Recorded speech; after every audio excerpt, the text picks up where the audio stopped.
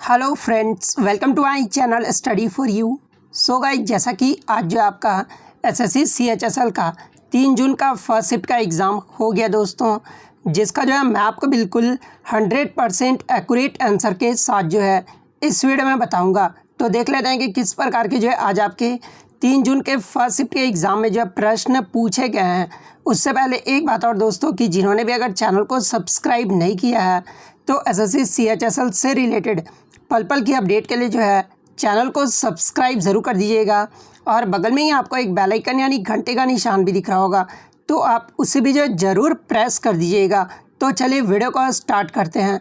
तो आज का जो आपका पहला क्वेश्चन आया था कि best choreography award eight 67th film festival यानी 67वें फिल्म समारोह में जो है सर्वश्रेष्ठ कोरियोग्राफी पुरस्कार ये जो है किसे मिला है। तो देखिए 67वें फिल्म समारोह में सर्वश्रेष्ठ कोरियोग्राफी का जो पुरस्कार है ना, ये राजू सुंदरम को महर्षि तेलुगु फिल्म के लिए दिया गया है। तो राजू सुंदरम आपका करेक्ट आंसर होगा।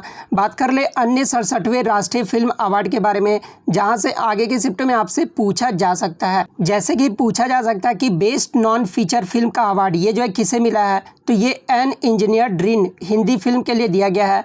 बेस्ट एजुकेशनल फिल्म का अगर पूछा जाए तो ये आपका एप्पल्स और ऑरेंज को जो है इंग्लिश मूवी के लिए दिया गया है। बेस्ट डायरेक्टर का अवार्ड अगर पूछा जाए तो ये संजय पूरन सिंह चौहान को जो है भट्टार हुरैन के लिए जो है इन्हें दिया गया है। बेस्ट फीचर फिल्म का अगर बात कर लें तो ये मरक्कर अरबिका डालिंते सिम्हम मलयालम फिल्म के लिए जो है बेस्ट फीचर फिल्म का अवार्ड दिया गया है। बेस्ट एक्टर के अवार्ड की बात कर ले तो ये भोसले हिंदी फिल्म के लिए मनोज बाजपेयी को दिया गया है।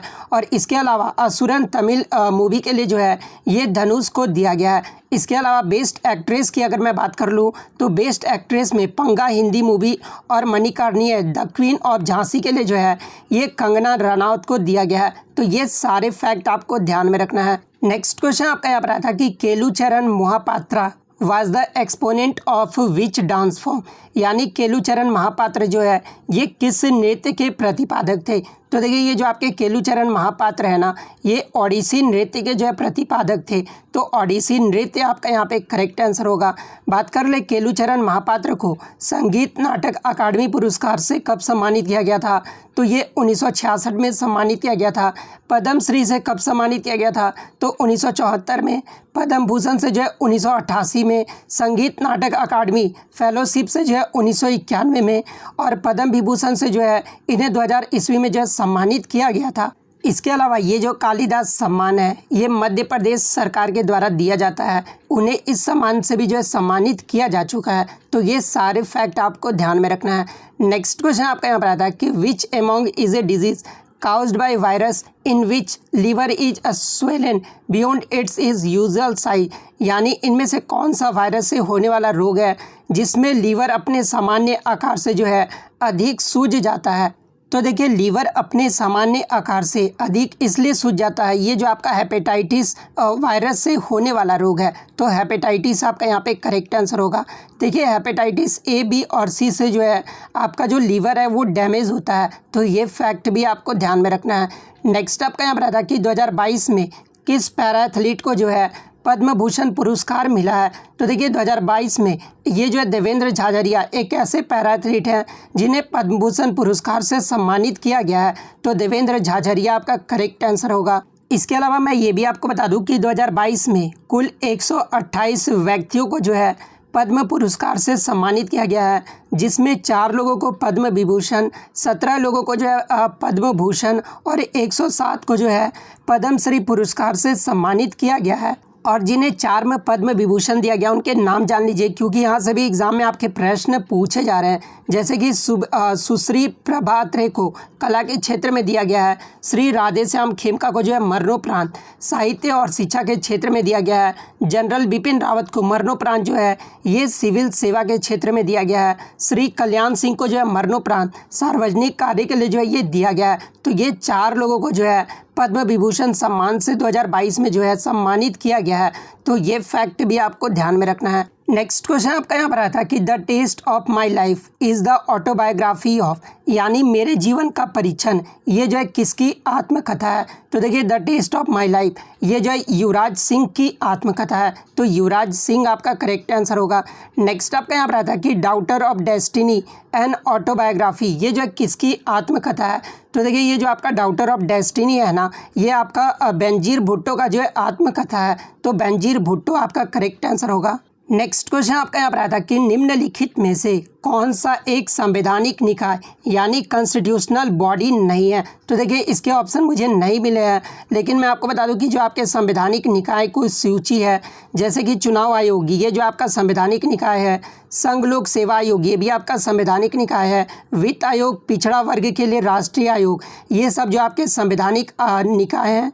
राष्ट्रीय अल्पसंख्यक आयोग, सशस्त्र बल न्यायाधिकरण, राष्ट्रीय उपभोक्ता विवाद निवारण आयोग, राष्ट्रीय विधि आयोग, राष्ट्रीय महिला आयोग, राष्ट्रीय मानवाधिकार आयोग और नेशनल ग्रीन ट्रिब्यूनल, ये सब जो आपके क्या हैं, तो भारत में संवैधानिक निकाय की सूची है। तो देखिए इनमें से जो आपके 3 तो ऑप्शन में दिए होंगे, चौथा ऑप्शन आपका शायद आई थिंक जो आपका नीति आयोग दिया होगा, तो अगर नीति आयोग ऑप्शन में दिया होगा तो नीति आयोग आपका करेक्ट आंसर होगा। नेक्स्ट क्वेश्चन आपका यहाँ पर आया था कि प्रधानमंत्री उज्ज्वला योजना स्कीम, ये जो है कब शुरू किया गया था। तो देखिए ये जो आपका प्रधानमंत्री उज्ज्वला योजना स्कीम है ना, इसे जो है 1 मई 2016 को उत्तर प्रदेश के बलिया से जो है इसे लॉन्च किया गया था, तो 1 मई 2016 आपका यहाँ पे करेक्ट आंसर होगा।